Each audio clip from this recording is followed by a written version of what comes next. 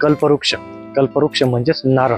जगातील एकूण नारळ लागवडीखालील क्षेत्रापैकी फक्त 12% क्षेत्र हे भारतात आहे. नारळापासून साधारण 65 ते 75% तेल मिळतं. पहिला प्रकार आहे उंच वाढणारे विकसित वाण, दुसरा प्रकार आहे बुटके विकसित वाण आणि तिसरा प्रकार आहे संकरित वाण.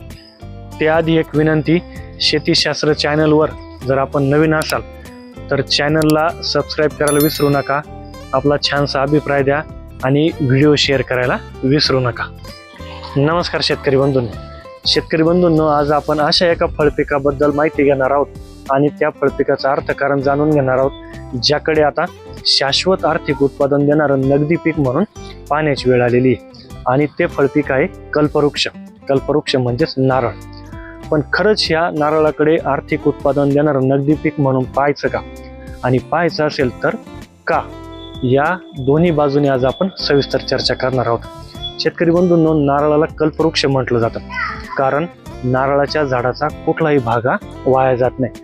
म्हणजे अगदी एखाद्या शुभ कार्याची सुरुवात करताना आपण नारळाचा श्रीफळ म्हणून वापर करण्यापासून तर एखाद्या आजारी व्यक्तीला ऊर्जा मिळावी म्हणून नारळ पाणी देण्यापर्यंत नारळाचा उपयोग होतो. शेतकरी बंधूंनो, जगातील एकूण नारळ लागवडीखालील क्षेत्रापैकी फक्त 12% क्षेत्र हे भारतात आहे. आणि भारतातील सगळ्यात जास्त जर वाटा पाहिला तर तो आहे तामिळनाडू राज्याचा 33%, त्यानंतर कर्नाटक 28%, केरळ 27%, आंध्र प्रदेश 9% आणि पश्चिम बंगाल 2%. पण शेतकरी बंधूंनो, यातील सर्वात खेदाची बाब अशी की त्यात महाराष्ट्राचा वाटा फक्त 1% आहे. आणि सध्या तरी महाराष्ट्रातील नारळ लागवड ही फक्त कोकण विभागापुरतीच मर्यादित आहे. त्यामुळं महाराष्ट्राच्या इतर जिल्ह्यांमध्ये नारळ लागवड करता येईल का, याबद्दल आज आपण अभ्यास करणार आहोत. शेतकरी बंधूंनो, सुरुवातीला आपण नारळाचे आरोग्यदायी फायदे आणि इतर उपयोग याबद्दल चर्चा करू. नारळ हे बहुवार्षिक, दीर्घायुष्य आणि वर्षभर नियमित उत्पादन देणारं फळपीक आहे. नारळापासून मिळणारा मुख्य घटक म्हणजे खोबरे. खोबऱ्यापासून आपल्याला पाणी, कर्बोदके, खनिजे, स्निग्ध पदार्थ आणि फायबर मिळते, जे आपल्या आरोग्यासाठी फायदेशीर आहे. नारळापासून मिळणारा दुसरा मुख्य घटक म्हणजे तेल. नारळापासून साधारण 65 ते 75% तेल मिळतं आणि उर्वरित 25 ते 35% ही पेंड मिळते, जिचा उपयोग आपण जनावरे आणि कोंबड्यांसाठी सप्लिमेंट म्हणून करू शकतो. नारळाच्या झावळ्यांचा उपयोग घरावरती, गोठ्यावरती किंवा कांदा चाळीवरती आपण ऊन आणि पावसापासून संरक्षण होण्यासाठी करतो. तसेच पानांच्या ज्या मुख्य शिरा आहेत त्याचा उपयोग आपण खराटे बनवण्यासाठी करतो. तसेच ज्या शेंड्या आहेत त्याचा उपयोग जाळण्यासाठी, तसेच ज्या करवंट्या आहेत त्याचा उपयोग शोभेच्या वस्तू बनवण्यासाठी केला जातो. नारळाच्या झावळ्यांचा उपयोग काठ्या असेल, दोऱ्या असतील, चटाया असतील, पाय पुसणे असतील याच्यासाठी पण केला जातो. नारळाचे जे सर्व भाग आहेत, खोड असेल, पानं असतील, करवंट्या असतील, याचा उपयोग ग्राइंडिंग करून एक कोकोपीट बनवण्यासाठी केला जातो. तो बऱ्याच नर्सरी व्यवसायामध्ये किंवा जे आपण कुंडीतील झाडं लावत असतो त्याच्यामध्ये त्याचा बहुतांश उपयोग केला जातो. या सर्व उपयोगामुळे नारळाला कल्पवृक्ष असं म्हटलं जातं. शेतकरी बंधूंनो, आता आपण नारळ लागवडीसाठी लागणारी जी भौगोलिक परिस्थिती त्याबद्दल चर्चा करू. भौगोलिक परिस्थितीमध्ये पाणी असेल, जमीन असेल आणि हवामान याबद्दल आपण जाणून घेऊ. नारळाच्या झाडाला वर्षभर फुलोरा आणि फळे असतात, त्यामुळं नारळाच्या झाडाला वर्षभर पाण्याची आवश्यकता आहे. नारळाच्या झाडाला किमान 45 लिटर पाणी हे आठवड्याला मिळालं पाहिजे. ज्या भागात एवढ्या पाण्याची उपलब्धता आहे त्या भागात आपण नारळ लागवड करू शकतो. आता जमीन, नारळ लागवडीसाठी सर्व प्रकारच्या जमिनी ह्या उपयुक्त आहेत. मग त्यामध्ये हलक्या जमिनी असतील, भारी असतील किंवा मध्यम असतील, या सर्व प्रकारच्या जमिनीमध्ये आपण नारळ लागवड करू शकतो. पण ज्या दलदलीच्या जमिनीत त्या ठिकाणी फक्त नारळ लागवड शक्यतो टाळायची.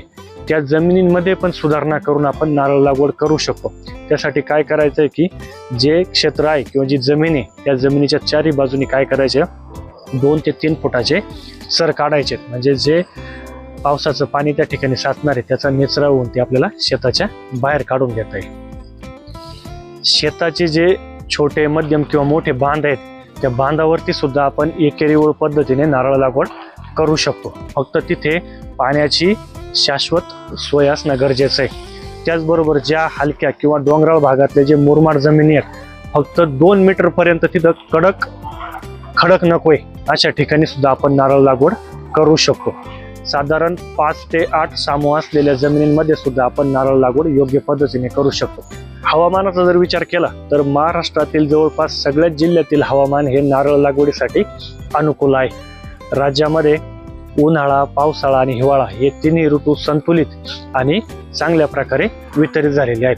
नारळ लागवडीसाठी किंवा नारळाच्या उत्तम वाढीसाठी आणि फळधारणेसाठी उष्ण व दमट हवामान हे गरजेचं असतं. साधारण 15 डिग्री सेल्सिअस पासून तर 45 डिग्री सेल्सिअस पर्यंत नारळाची चांगल्या प्रकारे वाढ आणि चांगल्या प्रकारे उत्पादन मिळण्यासाठी उपयुक्त आहे. शेतकरी बंधूंनो, आता आपण यशस्वी नारळ शेतीतील जो महत्त्वाचा टप्पा आहे त्या टप्प्याकडे वळणार आहोत. तो टप्पा आहे योग्य वाणांची निवड. होय, योग्य वाणांच्या निवडीवरच पुढील 50 ते 80 वर्षाचं अर्थकारण अवलंबून असतं.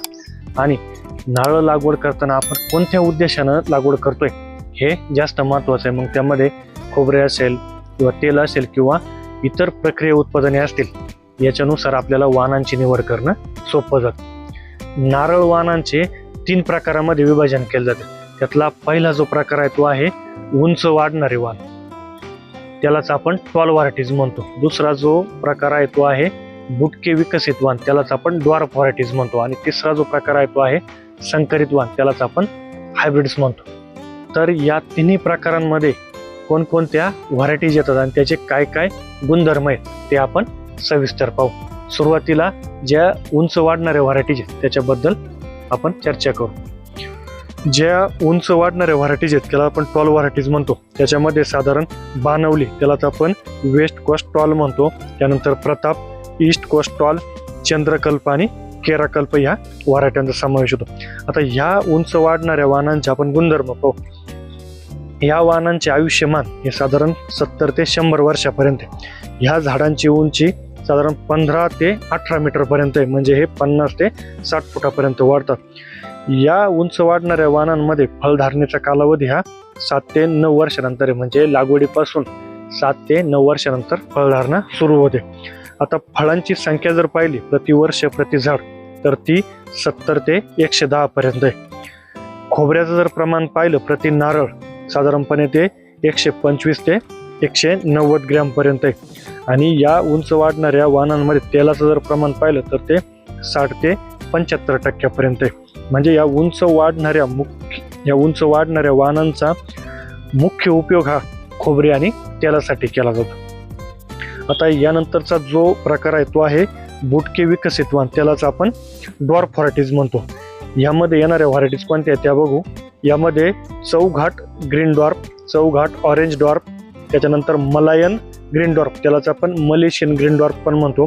त्यानंतर मलायन किंवा Malaysian yellow dwarf, Ganga Bodom green dwarf आणि सिंगापुरी बुटका ह्या व्हरायट्यांचा समावेश होतो. आता ह्या बुटक्या विकसित वाणांचे जर गुणधर्म पाहिजे झाले तर या झाडाचे आयुष्यमान हे 40 ते 50 वर्षापर्यंत आहे. त्यानंतर झाडाची उंची ही 5 ते 12 मीटर पर्यंत आहे, म्हणजे 16 ते 40 फुटापर्यंत याची उंची वाढते. या बुटक्या विकसित वाणांमध्ये फळधारणेचा कालावधी हा 3 ते 4 वर्षानंतरचा आहे, म्हणजे लागवड केल्याच्या नंतर 3 ते 4 वर्षानंतर याची यामध्ये फळधारणा सुरू होते. फळांची संख्या प्रतिवर्ष प्रति झाड जर पाहिली तर ती 70 ते 100 आहे. खोबऱ्याचं प्रमाण जर पाहिलं प्रति नारळामध्ये तर ते 80 ग्रॅम पासून 200 ग्रॅम पर्यंत आहे. तेलाचं जर प्रमाण पाहिलं तर ते 60 ते 75%.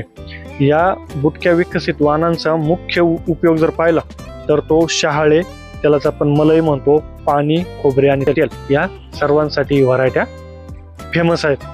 याचा जो तिसरा प्रकार आहे तो आहे संकरित वाण, त्यालाच आपण हायब्रिड्स म्हणतो. यामध्ये कोणकोणत्या हायब्रिड्स व्हरायटीज येतात ते बघू. यामध्ये पहिली जी येते ती आहे केरा शंकरा, त्यालाच आपण T/D म्हणतो. दुसरी आहे चंद्रशंकरा, त्यालाच आपण D/T म्हणतो. त्यानंतर D/T-2, नंतर कल्पसमृद्धी, केरा सौभाग्य, गोदावरी गंगा आणि कोकण भाटे कोकोनट हायब्रिड 1. आता या संकरित वाणांचे गुणधर्म बघू. या झाडाचे आयुष्यमान हे 40 ते 50 वर्षापर्यंत. या झाडाची उंची साधारण 8 ते 15 मीटर पर्यंत, म्हणजे 25 ते 45 फुटापर्यंत याची उंची वाढते. या संकरित वाणांमध्ये फळधारणेचा कालावधी हा 3 ते 4 वर्षानंतर आहे. म्हणजे लागवडीपासून 3ऱ्या-4थ्या वर्षानंतर उत्पादन सुरू होते. प्रति झाड जर फळांची संख्या पाहिली प्रति वर्ष तर ती 90 पासून 300 पर्यंत, म्हणजे सगळ्यात जास्त फळांची संख्या या संकरित वाणांमध्ये मिळते. खोबऱ्याचं जर प्रमाण पाहिलं प्रति नारळ तर ते 80 ग्रॅम पासून 200 ग्रॅम पर्यंत आहे. तेलाचं प्रमाण हे 60 ते 75% पर्यंत आहे. आणि या संकरित वाणांचाही मुख्य उपयोग हा शहाळे किंवा मलाई म्हणतो आपण त्याला, पाणी, खोबरे आणि तेल या सर्व गोष्टींसाठी केला जातो. शेतकरी बंधूंनो, आता आपण नारळ शेतीचं अर्थकारण जाणून घेऊ. कृषी विद्यापीठांच्या शिफारशीनुसार जे उंच वाढणारे वाण आहेत त्यासाठी 25 बाय 25 फूट म्हणजे 7.5 बाय 7.5 मीटर अंतर हे सांगितलं जातं. ह्या अंतरानुसार एकरी 70 रोपं बसतात. पण जागेचा अधिक कार्यक्षम जर उपयोग करायचा असेल तर एक मेथड आहे, त्याला आपण ट्रायंग्युलर मेथड म्हणतो किंवा तिरकस पद्धत म्हणतो. या पद्धतीनुसार साधारण 15% रोपांची संख्या जास्त बसते, म्हणजे ही एकरी 80 रोपे बसतात. त्याचप्रमाणे जे बुटके आणि संकरित वाण आहे त्यासाठी 20 बाय 20 फूट म्हणजे 6 बाय 6 मीटर अंतर हे व्यवस्थित आहे. त्याच्यानुसार एकरी 108 रोपं बसतात. पण ह्या तिरकस किंवा ट्रायंग्युलर मेथडचा जर उपयोग केला तर यामध्ये एकरी 125 पर्यंत रोपं असतात.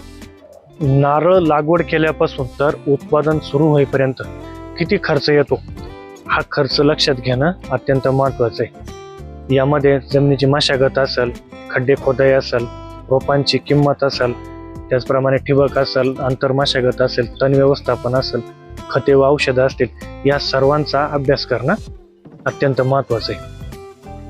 तर यामध्ये एका एकरासाठी उंच वाढणारे वाण आणि बुटके व संकरित वाणांसाठी किती खर्च येतो त्याबद्दल आपण चर्चा करू. शेतकरी बंधूंनो, मशागत, खड्डे खोदाई व लागवडीचा खर्च हा उंच वाढणाऱ्या वाणांमध्ये 10,000 ते 15,000 प्रति एकर येतो.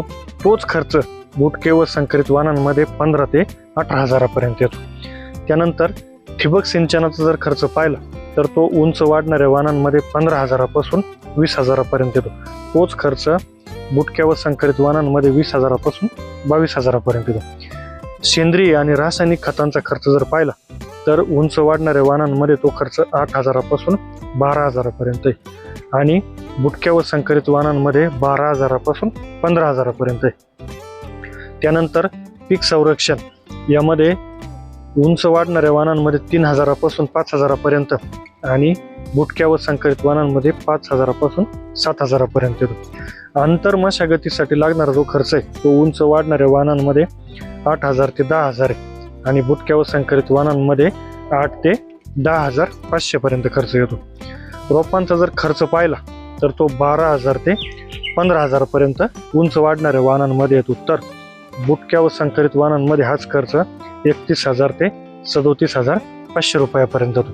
आणि इतर किरकोळ देखभालीचा जर खर्च पाहिला तर दोन्ही प्रकारच्या वाणांमध्ये हा खर्च आपण 4,000 पर्यंत धरू शकतो. म्हणजे एकूण जर खर्च पाहिला लागवडीपासून तर उत्पादन सुरू होईपर्यंत तर उंच वाढणाऱ्या वाणांमध्ये हा खर्च 60 ते 80,000 रुपयापर्यंत येतो. तोच खर्च बुटक्या व संकरित वाणांमध्ये 95 ते 1,14,000 पर्यंत येतो. उंच वाढणाऱ्या वाणांचे दर हे बुटक्या व संकरित वाणांच्या दरापेक्षा कमी असतात. उंच वाढणाऱ्या वाणांचे दर हे 150 रुपयापासून 180 रुपयापर्यंत असतात. तर बुटक्या व संकरित वाणांचे दर हे 250 रुपयापासून 300 रुपयापर्यंत असतात. शेतकरी बंधूंनो, केंद्र शासनाच्या आणि राज्य शासनाच्या माध्यमातून फळबाग लागवडीसाठी अनेक योजना राबवल्या जातात आणि त्या योजनांच्या माध्यमातून 100% अनुदान उपलब्ध करून दिलं जातं. याचा उपयोग शेतकऱ्यांनी फळबाग लागवडीसाठी अवश्य केला पाहिजे. शेतकरी बंधूंनो, आता आपण नारळ पिकामध्ये कोणकोणते आंतरपिकं घेऊ शकतो याबद्दल चर्चा करू. नारळ हे उंच वाढणारं पीक, त्यामुळे सुरुवातीच्या 3 ते 4 वर्षापर्यंत आपण नारळामध्ये विविध आंतरपिके घेऊ शकतो. यामध्ये काही मसाल्याची पिकं आहेत आणि काही भुसार पिके आहेत. मसाल्याच्या पिकांमध्ये काळी मिरी असेल, दालचिनी असेल, जायफळ असेल, हळद असेल किंवा अद्रक असेल याचा आपण समावेश करू शकतो. भुसार पिकांमध्ये आपण गहू असेल, उडीद असेल, मूग असेल, सोयाबीन असेल अशा प्रकारचे जे कमी उंचीचे पीक आहेत त्याचा आपण समावेश करू शकतो. शेतकरी बंधूंनो, आंतरपिकाचा फायदा असा की सुरुवातीच्या 3-4 वर्षापर्यंत उत्पादन मुख्य पिकाचं उत्पादन सुरू होत नाही. त्यामुळे जे आंतरपिकातून येणारं उत्पादन आहे त्या उत्पादनातून आपण जो मुख्य पिकासाठी जो खर्च केला आहे तो सगळा खर्च त्यातून निघून येतो. त्यामुळे आंतरपिकं ही सुरुवातीच्या काळात केली पाहिजे. आता नारळ शेतीतून एकरी नेमकं किती नफा मिळतो त्यावर आता आपण सविस्तर चर्चा करणार आहोत. शेतकरी बंधूंनो, जे उंच वाढणारे वाण आहेत त्यामध्ये 8 ते 9 वर्षानंतर आर्थिकदृष्ट्या उत्पादन सुरू होतं. तर जे बुटके आणि संकरित वाण आहेत त्यामध्ये 3 ते 5 वर्षानंतर आर्थिकदृष्ट्या उत्पादन सुरू होतं. त्यानंतर सुरुवातीच्या 1 ते 1.5 वर्ष नारळाचे जे सुपारीच्या आकाराचे जे फळ आहेत ते नैसर्गिकरित्या गळून पडतात. त्यानंतर योग्य पाणी आणि खते व्यवस्थापन केलं की चांगल्या प्रकारे उत्पादन सुरू होतं. बहाराचे घोस निघायला सुरुवात झाल्याच्या नंतर म्हणजे 1 ते 1.5 महिन्याच्या अंतराने एक घोस निघतो. म्हणजे वर्षाला 8 ते 12 घोस निघतात. एका घोसामध्ये 15 ते 25 नारळ असतात. म्हणजे कमीत कमी 125 आणि जास्तीत जास्त 300 नारळ. म्हणजे सरासरी एका झाडापासून वर्षाला 200 नारळ मिळतात. उंच वाढणाऱ्या वाणांमध्ये एका एकरातून वर्षाला 16,000 नग मिळतात. आणि सध्याचे जर मार्केट रेट पाहिले तर ते 20 रुपयापासून 35 रुपयापर्यंत आहे. म्हणजे एका एकरातून साधारण आपल्याला 4 ते 5 लाख रुपयापर्यंतचं उत्पादन मिळू शकतं. आता याच नारळांची जर शहाळे म्हणून विक्री केली तर त्याचे सध्याचे जर मार्केट दर पाहिले तर ते 25 रुपयापासून 40 रुपयापर्यंत. म्हणजे आपल्याला एकरी साधारण 5 ते 6 लाख रुपयांचं उत्पादन मिळू शकतं. शेतकरी बंधूंनो, सगळ्यात जास्त नफा आपल्याला नारळातून खोबरे काढून विक्री केल्यास मिळतो. एका नारळापासून साधारण 80 ग्रॅम पासून तर 170 ग्रॅम पर्यंत खोबरं मिळतं. म्हणजे सरासरी 125 ग्रॅम खोबरं मिळतं. सध्याचा वाळलेल्या नारळाचा जर मार्केट रेट पाहिला तर तो 300 रुपयापासून 450 रुपयापर्यंत आहे. म्हणजे आपल्याला एका एकरातून साधारण 7 ते 8 लाख रुपयापर्यंतचं उत्पादन हे मिळू शकतं. शेतकरी बंधूंनो, आता आपण उंच वाढणाऱ्या वाणांमधून जे उत्पादन मिळतं त्याबद्दल माहिती घेतली. पण आता जे बुटके आणि संकरित वाण आहे यामध्ये निश्चितच हे उत्पादन वाढतं. कारण एका एकरामध्ये साधारण 125 नारळ बसतात. जर आपण वाळलेले नारळ विक्री केली तर आपल्याला एका एकरातून 6 ते 7 लाख रुपयापर्यंतचं उत्पादन मिळू शकतं. तेच आपण जर शहाळे किंवा पाण्याच्या नारळाची विक्री केली तर ते 8 ते 9 लाख रुपयापर्यंत उत्पादन मिळू शकतं. आणि जर आपण त्या वाळलेल्या नारळातून खोबरे काढून विक्री केली तर हेच उत्पादन आपल्याला 11 ते 12 लाख रुपयापर्यंत मिळू शकतं. शेतकरी बंधूंनो, शेवटी नारळ शेतीच्या अर्थकारणाचा सर्वांगीण अभ्यास केल्यास एक निष्कर्ष निघतो. तो म्हणजे नारळ हे केवळ पारंपरिक पीक नसून हे दीर्घकालीन शाश्वत उत्पन्न देणारं नगदी पीक म्हणून शेतकरी बंधूंनी नारळ शेतीकडे बघायला हरकत नाही. योग्य वाणांची निवड ही शाश्वत उत्पादनाची गुरुकिल्ली आहे. उंच वाढणाऱ्या वाणांमध्ये फळधारणा सुरू होण्यासाठी जास्त कालावधी लागतो. तर बुटक्या व संकरित वाणांमध्ये फळधारणेचा कालावधी हा कमी असतो. त्यामुळे उत्पादन सुरू होऊन आर्थिक परतावा सुरू होण्यास लवकर सुरुवात होते. शेतकरी बंधूंनो, आधुनिक तंत्रज्ञानासह योग्य वाणांची निवड करून जर नारळ लागवड केली तर शेतीसाठी शाश्वत उत्पन्न देणारा हा एक पर्याय नक्कीच होऊ शकतो. धन्यवाद.